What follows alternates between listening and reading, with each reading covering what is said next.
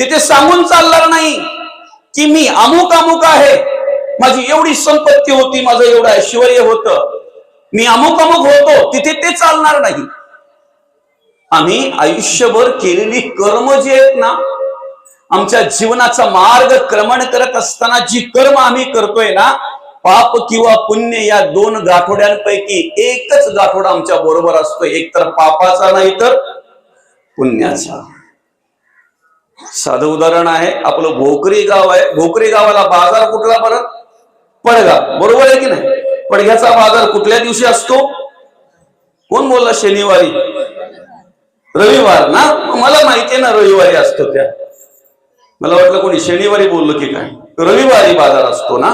आता मावशी, तुम्ही बाजारात गेल्यानंतर 2-4 थैले तर तुमच्या हातात असत्यातच असत्यात, कारण तिला माहिती आठवडाभर पुरेल एवढं पाहिजे, नाही का?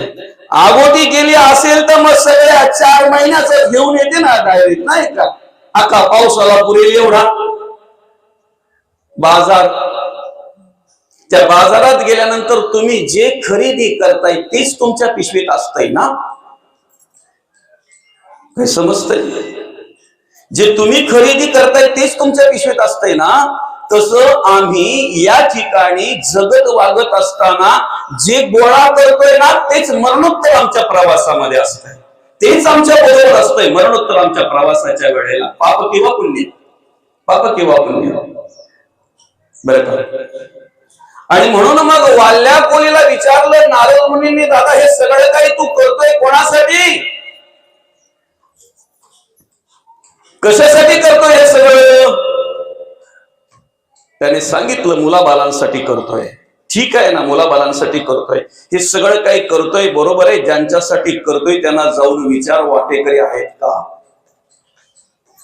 आमच्या डोक्यावर जर एखाद्या काही जड वस्तू असेल, त्याचा जर ओझं, त्याचा भार जर आम्हाला झाला तर आमची मुलं घेतील, आमच्या मुली घेतील, आमचे भाऊ घेतील, नवे नवे आमचे शेजारी घेतील, आमचे कुटुंबदार घेतील, आम्हाला जड झालं म्हणून. पण पापाचा किंवा पुण्याचा जे ओझं आमच्या डोक्यावर असेल ना, त्याला कुणीही वाटेकरी नाहीये. पापालाही नाही आणि पुण्यालाही नाही.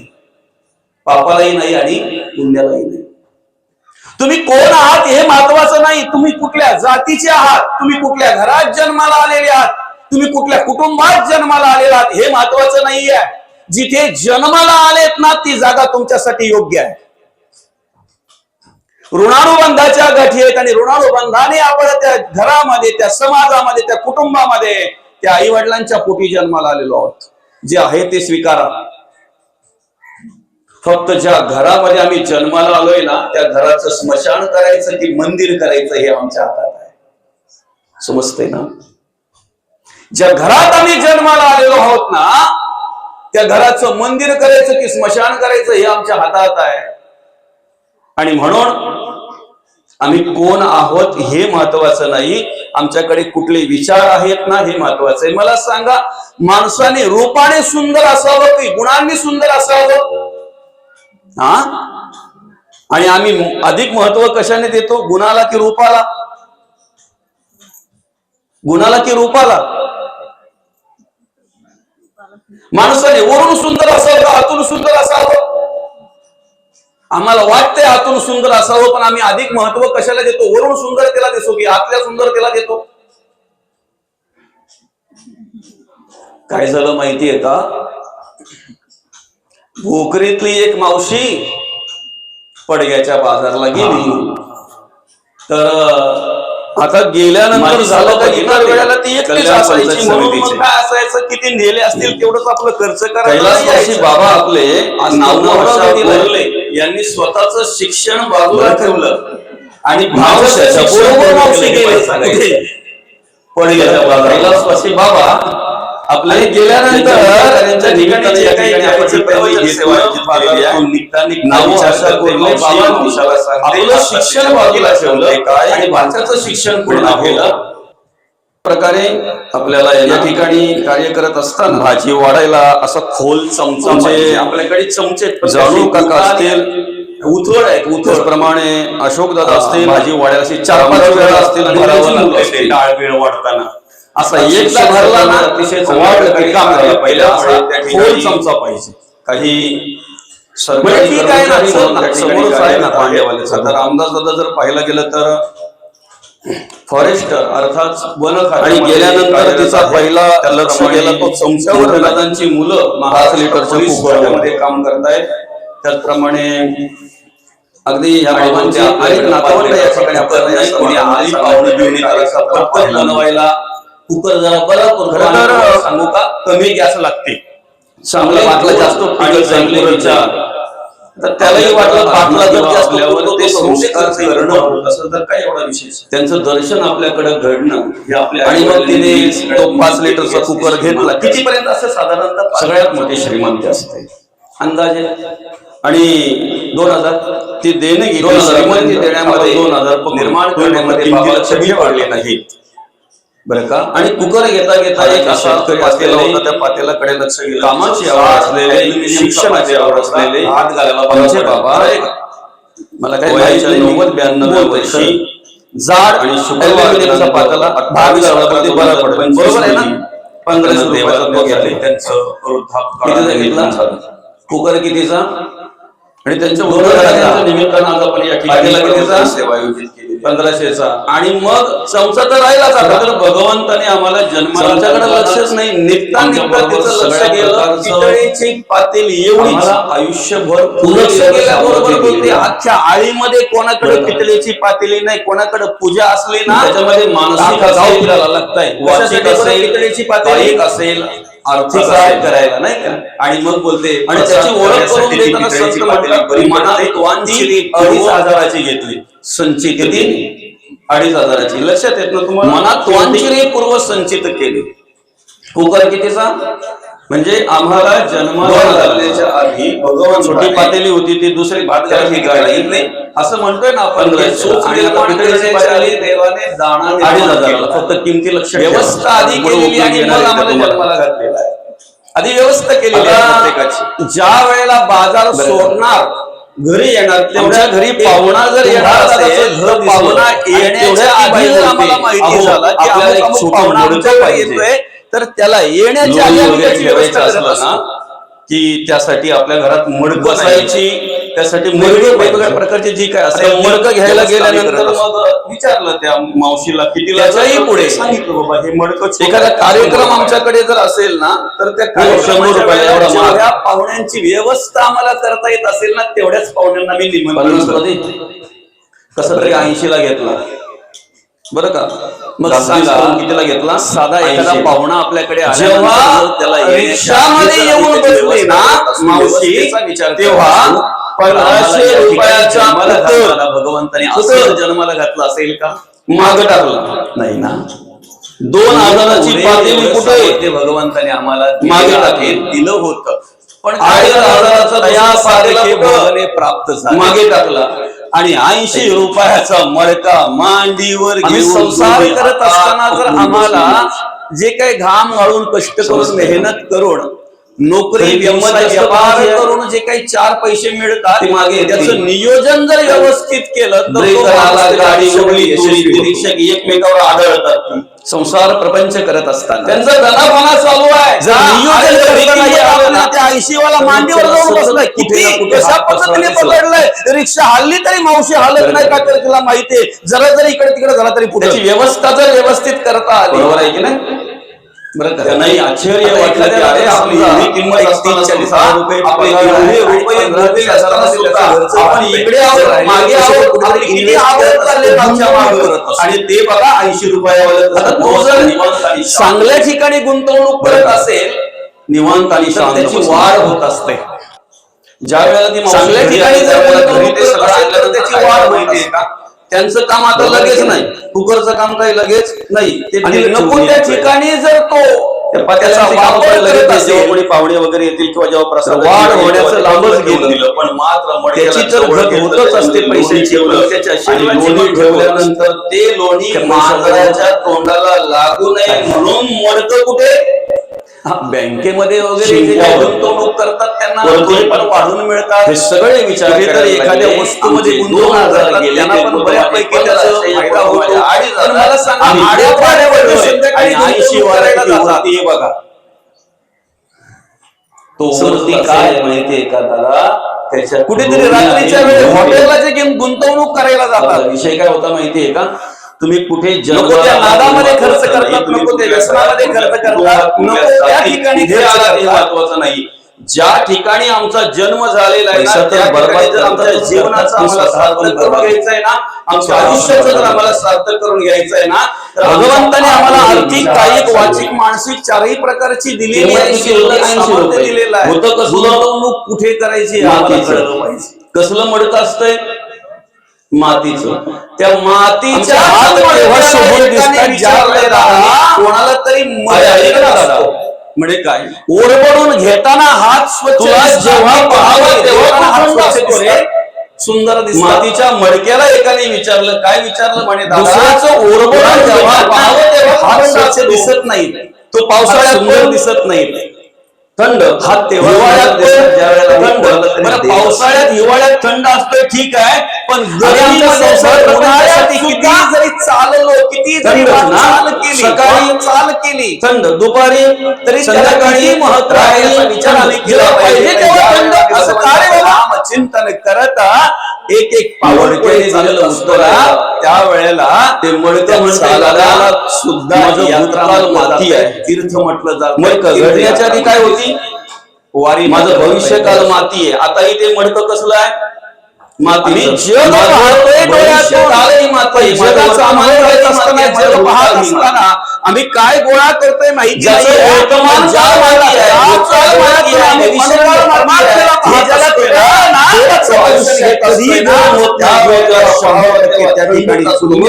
आम्हालाही जर जेव्हा पाहावं तेव्हा थंडच राहायचं असेल ना, तर आम्ही हे स्मरणात ठेवलं पाहिजे. कानातून ऐकत असतो कोणाची निंदा, कोणाचा मत्सर,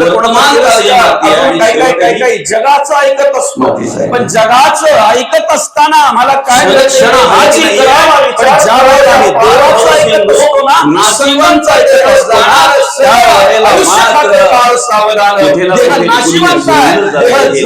जाईल याची काय भगवंताने जे दिलेलं आहे ना, ते याचा विचार न करता आम्ही काय केलं माहितीये का, जे भगवंताने दिलेलं आहे ना, संसार प्रपंचासाठी आमच्या स्वार्थासाठी खर्च केलं. साधन हा नरदे आहे, आमच्या स्वतःसाठी खर्च केला, आमच्या स्वार्थासाठी खर्च केलं. मुक्त होण्याचा मार्ग हा नरदे आहे. फक्त आम्ही आमच्या काय केलं पाहिजे, नको सुशोभित होता आपणही आम्हाला सुशोभित होता आलं पाहिजे. आर्थिक आम्ही वरून सुंदर होता अजूनही आम्हाला सुंदर होता आलं पाहिजे. कशी कशी संपत गेली, कशी कशी संपली नाही आम्हालाही कळलं. त्या ठिकाणी आम्ही अंतःकरणाने परमार्थ केला पाहिजे. मनाचं संपत गेलं हे आम्हालाही कळलं नाही. अंतःकरणापासून देवाचं नामचिंतन केलं पाहिजे, मनापासून देवाचं नामचिंतन केलं पाहिजे. आम्ही काय केलं पाहिजे, आमचं जीवन जगत असताना, आमच्या जीवनाचा आनंद काय माहितीये का, जीवनाचा प्रवास करत असताना कपडे जर आमचे मळले ना, कपड्याला जर चांगलं पाहता आलं पाहिजे, चांगलं ऐकता आलं पाहिजे, चांगलं बघता आलं पाहिजे, चांगलं साबण आहेत, लिक्विड आहे, जेणेकरून भगवंताने जे दिलंय ना आम्हाला त्याच्यामध्ये अजून कपड्याला जर डाग पडला, अजून सामग्री प्रकारचे लिक्विड आहे, साबण आहे, डिटर्जंट आहेत. खूप श्रीमंत असलेल्या माणसाला अंतःकरणाला खूप श्रीमंत म्हणजे ह्या भारत देशामध्ये होत्या आहेतच. प्रवचन कशासाठी, बाहेर देशात सुद्धा त्याने अनेक ठिकाणी गुंतवणूक केली, अनेक देशांमध्ये गुंतवणूक केली, अनेक देशांमध्ये त्याचे कारखाने, कंपनी, आणि त्या ठिकाणी तो जाणं येणं असायचं. शरीर धष्टपुष्ट व्हावं, आम्ही शरीराने सदृढ अनेक प्रकारचे खाद्य आहे, अनेक प्रकारचा आहार आहे, त्यावेळेला त्याच्या सगळं आपण केलंय बरोबर आहे. मन सदृढ होण्यासाठी काय आहे, 10-12 पिढ्यांना एवढं हे प्रवचन आहे. आपल्याकडे मनाने जर आम्हाला भरपूर संपत्ती, भरपूर साधन सामुग्री आपण गोळा केली, मनाकडे जर चांगले विचार यावे, मी माझ्या मुलाबाळांसाठी केले, हे सगळं माझ्या कुटुंबासाठी केलेलं आहे, हे सगळं मी माझ्या आजूबाजूला जे त्यांच्यासाठी केलेलं आहे. असं जर वाईट असेल तर त्याने विचार केला की मी माझ्या स्वतःसाठी काय केलेलं, संत वाचले पाहिजे, स्वतःसाठी काय केलेलं आहे.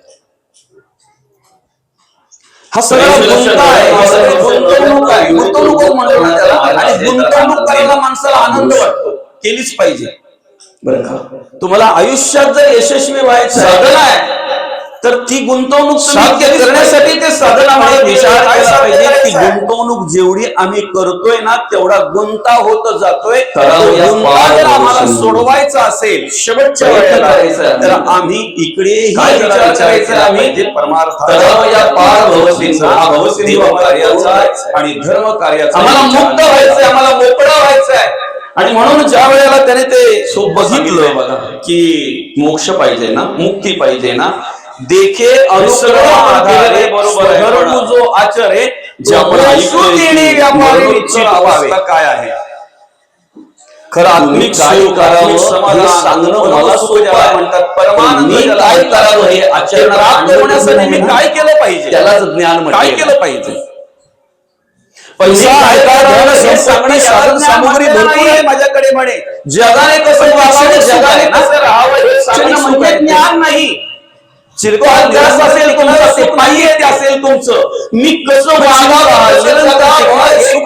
आचरणात आणणं म्हणजे ज्ञान. काय केलं पाहिजे हा विचार त्याच्या ज्ञानाची मनामध्ये व्याख्या आला. अतिशय आणि ज्या सोपी वेळेला सांगितलेली आहे. सत्पुरुषाची भेट त्याची झाली, ऐकत ज्ञानाच्या त्याच्या लक्षणं सत्पुरुषाला ज्ञान त्याने म्हणजे विचारलं आत्मज्ञान. माझ्याकडे भरपूर काही आहे आणि आत्मज्ञान काय कशाला आहे म्हणतात? हे पाहावे. आपणाशी भारत आपण देशामध्ये तयार किती ज्ञान. कारखाने, किती कंपनी आहेत, परदेशामध्ये किती कुठल्या प्रकारे सृष्टी बदललेली आम्हाला सगळं दिसते. त्याने वर्णन सृष्टी केलं. बदललेली आणि नाही. म्हणतोय, सृष्टी आता आहे मला तशीच आहे. चांगल्या प्रकारे मार्गदर्शन आमची करा, दृष्टी जेणेकरून मी बदललेली आहे. मुक्त झालो पाहिजे, मला परमसुख मिळालं ज्या पाहिजे, दिवशी मला आमचा परमानंद दृष्टिकोन मिळाला पाहिजे, बदलेल ना मला पाहण्याचा, त्या दिवशी आमची दृष्टी बदलेल ना, पाहिजे, त्या दिवशी आम्हाला माझ्या या देहाचा उद्धार होईल, माझ्या ह्या जीवनाचा उद्धार होईल. जैशास तैसे भासे तयाचे ते सूत्र असे आपण आज भाषे. मग त्यावेळेला त्या साधू पुरुषाने आरशाकडे आपण बघितल्यानंतर बघा, आरशामधल्या दिसणाऱ्या देशामध्ये जोपर्यंत आम्ही करू फिरताय, आपण तसंच तोपर्यंत ठीक आहे. पण जेव्हा तुम्ही परदेशात आपण आरशाकडे पाहताना जीभ दुसऱ्या काढली देशामध्ये जाताय, जीभ काढून तेव्हा आपल्या आपल्या 50च्या 100च्या तो पण वाचण्याचा तुम्ही जातो ना. खर्च करताय का? आपण जर आरशामध्ये पाहताना जर असं 500च्या नोटा, जे आपलं चलन आहे, जो आपला रुपया आणि आहे, आपण आरशाकडे गोष्टी काही पाहताना तुम्ही जर खर्च असं करता का? जर त्याचं पाहिलं तिकडे जर त्यावेळेला त्याने पाहिलं, सांगितलं नाही म्हणे महाराज, तोही मग आपल्याकडे काय करावं समोर लागतंय? पाहत ज्या देशात जाईल ना, आपला रुपया, आपले पैसे आपण त्या चलनामध्ये कन्व्हर्ट दुर्दैव एवढंच आहे, आम्हाला जर दुःख प्राप्त झालं तर आम्ही कन्व्हर्ट करायला करायला लागतात लागतात. आणि मग तिकडे तो खर्च करतो, तो खर्च करता येतो. इकडचा तिकडे चालत नाही. आमच्यावर जर प्रसंग आला तर आम्ही कोणाला तरी कोणाला दोष देतो, आम्ही कोणाचा तरी विचार जर करत असतो. एखाद्या देशामध्ये तुमच्यामुळे जर आमचं दुसऱ्या असं झालं. देशाचं चलन चालत कोणामुळे नसेल, काही होत नाही. आम्हाला तर परलोकाचा विचार करायचा आहे, आम्हाला तर सर्व लोकांचा आम्ही विचार करायचा बांधलो आहे, गेलो आम्हाला स्वतः विचार ज्ञानाने, करायचा आहे, अंधश्रद्धेने, आम्हाला तर देहबुद्धीने, कैलासाचा विचार करायचा आहे. विचारांनी मग वासनेने जिथे वेगवेगळ्या आम्ही मृत्यू लोकामध्ये असताना जे करतोय, जे गोळा करतोय, जे मग त्या कर्तव्य परमातून, त्या त्याचा वासनेतून, विचार त्या करतोय, विषयातून, त्या विचारातून तिकडे जर आम्हाला चालेल मुक्त तर व्हायचं आहे, चालणार ना, मग ते convert केलं पाहिजे. सोडवणं संसार बंद कसं कन्व्हर्ट केलं पाहिजे? आम्हालाच स्वतः प्रयत्न करावे लागणार आहे. आपल्या घरात धान्य आहे ना, बरं का? आपल्याला पोटाला पुरेल एवढं आहे की एखादा नाही? जर खोल एखाद्या पाण्यामध्ये वेळी पडला, जर भुकेलेला कोणी आला ना, तर त्याची आणि हे भूक बांधावर भागवली असलेल्या पाहिजे. माणसाला जर कळलं, तर मला त्याला सांगा, तहान बांधावर लागली ना, असलेल्या माणसाने त्याची किती तहान हातपाय भागवता फोडले आली. म्हणजे तो वाचेल? समजतंय ना? भाषा कळते ना तुम्हाला? आम्ही करोड रुपयाच्या बांधावर असलेल्या बंगल्यामध्ये माणसाने असावं, हातपाय फोडून चालणार नाही. जो करोडो रुपयाचे बंगले आम्ही बांधावे, आम्ही लाखो रुपयाच्या गाडीमध्ये फिरावं ना, का तसं फिरू आमचं नये? घाम गाळून संसारातील हे सागरामध्ये कार्य करत असताना जर आम्हाला संसाराच्या पैशाचा आनंद आम्ही घेतलाच आम्ही हरवायचे आहे. पण तोच आहेस तुझ्या त्या ध्यानाचा ठिकाणी शेवट. त्या बंगल्यामध्ये आम्ही जगतोय देवासाठी ना, सुद्धा आम्हाला जगणं आवडतंय ना, तो पांडुरंग इतरांनाही जगू द्या, तुम्ही जगा, इतरांना जगू द्या, इतरांना जगवा. आम्हाला सामर्थ्य त्याला धर्म देतोय, म्हणतात. ज्या पांडुरंग परमात्म्याच्या म्हणतात. कृपेने आम्ही हे जे सगळं आम्हाला आवडतंय ते सगळं इतरांना सगळं देणं, याला देतोय. धर्म म्हणतात. त्या देवाला विसरता का? जे आम्हाला आवडतंय ना ते इतरांना देणं, याला धर्म म्हणतात. आणि आम्हाला निंदा आवडत नाही, मग कोणाची निंदा करण्याचा आमचा आमच्याकडे अधिकार जे आहे. चलन आहे, आम्हाला दुःख आवडत नाही, मग कोणाला दुःख करणं देण्याचा अधिकार आहे म्हणजे का? काय? आम्हाला जगणं आवडतं, तर आज आम्ही जगता जगण्यासाठी धावपळ करतोय. मग मग सुद्धा विचार केला आमचा पाहिजे. अधिकार आहे का? ऐकता येईल ते आम्ही केलं पाहिजे का? आता ज्या गोष्टींचा आम्ही आज विचार करतोय, स्वधर्म जो त्या गोष्टी शेवटच्या वेळेला सोपी व्याख्या या ठिकाणी माऊलींच्या गोष्टींच्या विषयी आमच्या अध्यात्मामध्ये काय म्हणतात माऊली? देखे अनुक्रम आधारे स्वधर्म जो आहे तो मोक्ष देणे व्यापार अतिशय जवळ पाहतोय. आमच्या आहे ना, त्या शेवटच्या वेळेला आपल्या किती असतात बरं बंधनाच्या गाठी आपण सोडल्या पाहिजे, किती असतात आपले, स्वतः प्रयत्न केले पाहिजेत. खर तर येतानाही आम्ही काही घेऊन आलेलो नाही, जातानाही आम्ही काही घेऊन जाणार नाही. त्यावेळेला विचार केला पाहिजे की 4 बोट राहिली माझ्याकडे, 2 दिन की जिंदगी है 2 दिन. करतो कधी विचार आपण? येतानाही काही घेऊन आलेलो नाही आणि जातानाही काही घेऊन जाणार नाही, बरं का? बरं. आणि म्हणून मग आतापर्यंत त्या वाल्ल्या कोल्याला अनेक घेतले होते, अनेक जण आपला मधल्या काळामध्ये काही गोळा करायचे, मधल्या काळामध्ये अनेक जण आपल्या जवळ असलेलं द्रव्यच वापरण्याचा प्रयत्न करत होते. पण ऐका ना, काय साध्य करायचंय आम्हाला कळलं पाहिजे, काय साध्य करायचंय. ज्या वेळेला नारद मुनींच्या रूपामध्ये त्या ठिकाणी प्रत्येक आमचं जीवन आम्हाला जगता जगता इतरांचा विचार करत पाहिजे, त्या वेळेला नारद मुनींनी पहिलं विचारलं, दादा जन्म झालेला आहे, मृत्यू 100% काय जन्म आणि मृत्यूच्या मध्ये ते आयुष्य किती असावं आमच्या हातात आहे, पण आयुष्य पुरावा ठेवत निश्चित आमच्या हातात आहे. बरं, कसं असावं याचा पुरावा ठेवत करायचा आहे, तर आम्ही गाथा वाचली पाहिजे. आणि मग नारद मुनींनी विचारलं, हे सगळं काही करतोय ते कोणासाठी? म्हणजे 7 रांजण भरले. बरं, काय आहे तो पुरावा ठेवत होता. आजचा कलियुगातला मनुष्य कुठलंही काम पुराणामध्ये असं उल्लेख केलेला आहे की ज्या वेळेला आमच्या घराचा एखादा माणूस निघून जातोय ना, त्यावेळेला त्याचा आत्मा नंतर तो कर्म करत असतो. यमदूत 13 दिवस आमच्या दरवाजात आणून ठेवला, बरं का? 13 दिवस आमच्या दरवाजात. परत काय माहितीये का, ते गेलेल्या माणसाचा आत्मा. तर काय फरक आहे? आणि मग त्या 13 दिवसामध्ये आम्ही काय करतोय काय नाही, आमच्या घरामध्ये काय चालतंय काय नाही, त्या ठिकाणी पाहत असतो. त्यांनी 7 रांजण भरले होते, आमचे ओसंडून चालले. म्हणून 4, 6 आणि 7 कोणाची निंदा करू नका, कोणाचा मत्सर करू नका, कोणाचा तिरस्कार. आम्ही काय पाहतो जेवढं आणि काय पाहायला आवडतंय माणसं, चांगले कार्य करा. कानातून आम्ही काय ऐकतो, काय ऐकण्याला जेवढं ऐकायला आवडतंय माणसाला मुखामुख भगवंताचं काय बोलायला आवडतंय, चिंतन जेवढं करता येईल तेवढं करा, याचा विचार आम्ही केला पाहिजे. आम्ही गंध कसला घेतोय, चांगला की वाईट, काय आवडतंय, अनेक प्रकारच्या क्रिया त्या ठिकाणी सांगितलेल्या आहेत, पण ज्या आपण करतो त्या. आणि म्हणून त्याला सांगितलं म्हणे, दादा हे सगळं तू जे काही करतोय, नो पिंड छोटे छोटे करून ते विसर्जित करतोय आणि 10व्या पिंडाचं पूजन करून त्या ठिकाणी मग त्याला जलदान करत असतो. तुकोबांचा अर्थ दाखवला, नको नको म्हणा, जलदान करत असतो. माया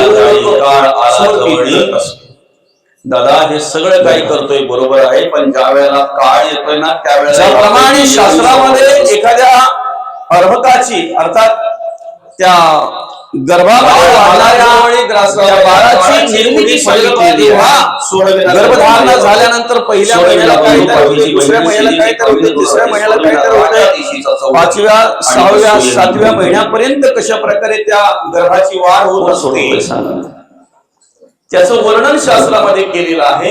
त्या कर्माची गती ही कोणालाही सुखद नाही करतोय ना, तसं तसं जीवही असू द्या, काही अवयव राजा असो, रंग असो, आध्यात्मिक असो, परमार्थिक असो, ज्ञानी असो, नवऱ्या पिंडापर्यंत गरीब असो, कुठल्याही विचारावर तयार होत असतात, कुठल्याही जातीचा असो, कुठल्याही धर्माचा असो. आणि म्हणून त्यावेळेला आम्ही कर्म कोणालाही चुकत नाही जलदान करत असतो ना 10व्या दिवशी. आपण पेरले ते उगवते. 11वा पिंड सांगितलेला आहे. 12, 13व्या आज आम्ही कर्म करतोय, जे आज आम्ही कार्य करतो, आणि 13व्या दिवशी वर्तमान काळामध्ये जे करतोय ते आम्हाला भविष्यात प्राप्त होत असते. जीवात्म्याच्या प्रवासाला सुरुवात, वर्तमान काळामध्ये जे आम्ही जगतोय ना ते आम्हाला पाहायला मिळतं, प्रवासाला सुरुवात होते. वर्तमान काळामध्ये जे त्या प्रवासामध्ये वागतोय ना, त्याच पद्धतीने आम्हाला भविष्य काळामध्ये त्याचं जीवात्म्याचा जो प्रवास सुरू झाला ना, त्या प्रवासामध्ये इथलं काही चालत नाही. तिथे सांगून का म्हणताय ठिकाणी माझी ओळख आहे, तिथे सांगून चाललं नाही किती वेळ लागतो, मी अमुक अमुक आहे. माझी एवढी संपत्ती तेवढ्या होती, माझं एवढं वेळात आम्ही ऐश्वर्य काय होतं, करतोय ना, ते मी अमुक होतो, तिथे ते चालणार नाही. त्याचा सुद्धा आणि record आयुष्यभर तेवढ्या केलेली वेळामध्ये, कर्म जी आहेत ना, तेवढ्या वेळामध्ये आमच्या जीवनाचा मार्ग त्याचा उल्लेख आहे. असताना जी कर्म ज्या आम्ही वेळेला करतोय ना, 13व्यांच्या पाप नंतर किंवा पुण्य या 13व्या दोन दाखवण्यापैकी दिवसानंतर एकच प्रवास गाव सुरू आमच्या होतो बरोबर ना, असतो. एक तर त्यावेळेला एक वर्षाचा कालावधी लागतो त्याला यमलोकापर्यंत पोहोचायला. साधं उदाहरण त्या आहे. एक वर्षाच्या आपण भोकरी गाव आहे, कालावधीमध्ये भोकरी गावाला 12 त्या